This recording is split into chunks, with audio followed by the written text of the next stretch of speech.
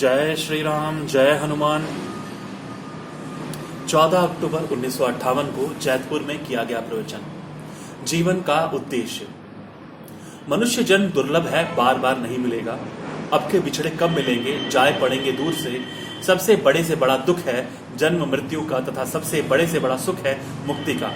इसलिए हे प्रिय, आज ही शुद्ध संकल्प करें कि इस जन्म में ही हम मोक्ष प्राप्त करेंगे। विचार, वाणी व व्यवहार में सत्य रहने से मन पवित्र होगा। बुरे कर्म करने वाला यह कभी नहीं चाहेगा कि उसे दुख मिले तथा मेरी निंदा हो। दैवी संपदा धारण करने से मुक्ति मिलेगी तथा जीवन मृत्यु का चक्कर समाप्त हो जाएगा। श्री भागवत गीता के 16वें अध्याय के प्रथम 3 श्लोकों में उन्हें दैवी संपदा गुणों का वर्णन आया हुआ है। मनुष्य अपने शरीर, जाति, वर्ण, आश्रम, धर्म आदि से अपना संबंध जोड़कर उनका अभिमान करने लगता है, उन्हें अपना समझता है तथा उनके अनुसार स्वयं को कई बंधनों में जकड़कर राग द्वेष करने लगता है। तब उसका मन अशुद्ध रहता है। अतः साधक को यही विश्वास व निश्चय धारण करना चाहिए कि मैं शरीर नहीं हूं।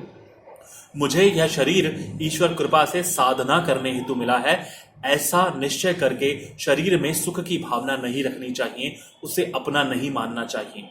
जो भी प्राप्त हो उसका शुद्ध उपयोग करना चाहिए। जो प्राप्त हो उसके शुद्ध उपयोग, जो न प्राप्त हो उसकी इच्छा न करने से राग की निवृत्ति होगी। राग की निवृत्ति होने से द्वेष अपने आप निकल जाएगा तथा राग द्वेष दूर होने से निर्वासना आएगी। तब कोई भी इच्छा पैदा नहीं होगी। सभी प्रकार की इच्छा दूर होने से चित्त शुद्ध रहेगा। चित्त के शुद्ध रहने से प्रेम, योग व बोध स्वयं ही पैदा होंगे। वर्तमान परिवर्तनशील जीवन में मनुष्य को सत्ता व प्रभुता की प्रीति हो गई है। इसका मूल कारण है स्वयं में अपूर्णता प्राप्त करना। अभेदभाव व भेदभाव का स्वयं से संबंध है, दूसरा कुछ नहीं है। यदि शरीर व बुद्धि हटाए जाएं तो ऐसा नहीं हो। तब जड़ भावना चेतन भावना में बदल जाएगी। मैं शरीर हूं, यह भावना मिटने से देह धर्म की आसक्ति हट जाएगी। उसके हटने से शरीर व उससे संबंध रखने वाले पदार्थों व बातों की रत्ती मात्र भी भनक नहीं रहेगी। तब राग वैराग्य में तथा भोग योग में बदल जाएंगे, जिससे जहां भी स्वरूप की एकता होती है अर्थात जिसे अपना माना जाता है, उसका मोह व उससे प्रेम स्वयं ही हो जाता है। प्राणी की जो वास्तविक आवश्यकता है, जिसकी पूर्णता बहुत आवश्यक व स्वाभाविक है, उससे निराश होना प्रमाद के अतिरिक्त दूसरा कुछ नहीं है, क्योंकि स्वाभाविक आवश्यकताओं की पूर्ति व अस्वाभाविक इच्छाओं की निवृत्ति करना ही सच्चा पुरुषार्थ है।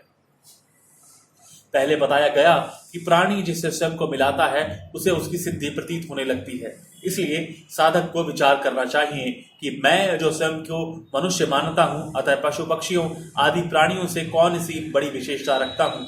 आहार, निद्रा, विषय, भोग आदि भोगने का सुख तथा उनकी जुदाई व मरने पर दुख तो दूसरे जीवों व मनुष्य में एक समान है, बल्कि पशु आदि जीव जंतुओं का जीवन मनुष्य की तुलना से अधिक नियम पूर्वक व प्रकृति अनुसार है। विचार करने से ज्ञात होगा कि दूसरों की अपेक्षा मनुष्य में विवेक शक्ति अधिक है, जिससे वह यह समझ सकता है कि मैं कौन हूं तथा मुझे क्या करना चाहिए। परंतु यदि मनुष्य उस विवेक शक्ति का आदर नहीं करें तथा उसका शुद्ध उपयोग न करते हुए विषय भोगों के सुख में अपना जीवन व्यतीत करता है, तो पशु पक्षियों व उसके बीच क्या भेद रहा। पशु पक्षी आदि जीव तो अपने कर्म का फल भोग कर जीवन व्यतीत कर रहे हैं, परंतु विवेक का आदर नहीं करने वाला मनुष्य तो उल्टा अपने नए कर्मों से स्वयं को जकड़ता रहता है तथा अपने चित्त को अधिक अशुद्ध बनाता जाता है। इसलिए साधक को चाहिए कि अपने विवेक का आधार लेकर यह बात समझे कि यह मनुष्य शरीर उसे क्यों मिला है तथा इसका उपयोग कैसे करना चाहिए। विचार करने से ज्ञात होगा कि यह जीवन तो साधना का स्थान है, इसमें मनुष्य अपना चित्त शुद्ध करके मोक्ष को प्राप्त कर सकता है। चित्त की शुद्धि होना, देह का होना आवश्यक है। साधक को ऐसा संकल्प नहीं करना चाहिए कि उसकी इच्छा पूर्ति किसी दूसरे पर आधारित है, जिसे वह स्वयं पूरा नहीं कर सकता है। जो कुछ वह स्वयं पूर्ण नहीं कर सकता तथा दूसरों द्वारा प्राप्त वस्तु के लिए संकल्प करता है, तब उसके संकल्प चाहे शुद्ध हो तो भी उससे उसका चित्त शुद्ध नहीं होगा। अपने संकल्पों को दूसरों के द्वारा पूर्ण करने वाला तथा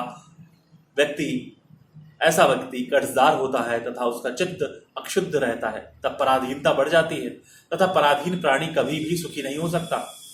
इसलिए दूसरों पर अपना अधिकार नहीं मानना चाहिए, परंतु अपने द्वारा किए गए योग संकल्पों को पूर्ण करना चाहिए। दूसरी हालत में राग बढ़ जाता है तथा अंतःकरण अशुद्ध होता है, जिससे फिर संकल्प बढ़ जाते हैं। इसलिए साधक को प्रत्येक प्रवृत्ति द्वारा दूसरों के अधिकार व संकल्पों की रक्षा तथा पूर्ति करनी चाहिए। इसलिए यह अभिमान नहीं आना चाहिए कि मैंने दूसरों का उपकार किया है। ऐसा समझना चाहिए कि जो उनको दिया जाता है वह उनके लिए ही प्राप्त हुआ है तथा उसमें मेरा कुछ नहीं है। जैसे कोई पोस्टमैन अपने ऑफिस से प्राप्त किए हुए पत्र, पार्सल आदि लिखे हुए पते पर पहुंचाता है, परंतु उसके लिए उन पर कोई एहसान नहीं करता है। हाँ, यह बात अवश्य अनुभव करता है कि मैं अपने कर्तव्य का पूरा पूरा पालन करके अफसरों की प्रशंसा प्राप्त करूंगा। इस प्रकार यदि हम भी व्यवहार करेंगे तो हमें भी ईश्वर की कृपा व प्रसन्नता प्राप्त होगी। धन्यवाद। जय श्री राम।